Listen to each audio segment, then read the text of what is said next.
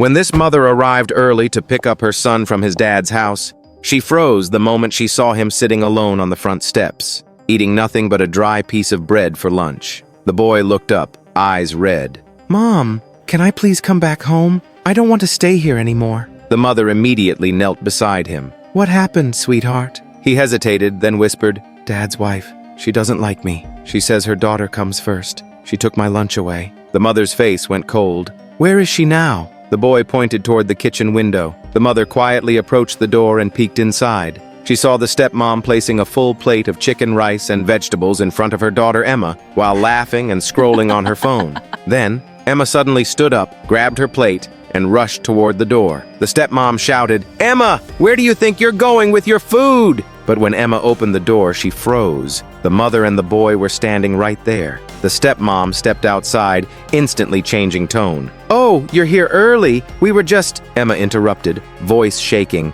"Mom, stop lying. He didn't get lunch today. You threw his plate in the trash." The mother's face went from shock to fury. The stepmom snapped, "Emma, don't make things up." But Emma stepped closer to the mother and said louder, "She calls him the extra kid. She says he should eat whatever's left over or nothing at all." The boy lowered his head in shame. The mother turned to the stepmom. "Tell me she's wrong." The stepmom folded her arms. "He needs discipline. My daughter shouldn't eat less so your son can eat more. I'm not wasting my food on someone who isn't mine." The mother took a slow breath, but her voice shook the entire porch. "Good. Then you won't be needing any of my food, money, or support ever again." The stepmom blinked. "What are you talking about?" The mother smiled coldly. "While you play perfect wife here, your husband lost his job 2 months ago. I've been paying your groceries. I've been paying the utility bills. I've even been paying for Emma's school lunches." The stepmom went pale. Emma suddenly ran into the mother's arms and cried,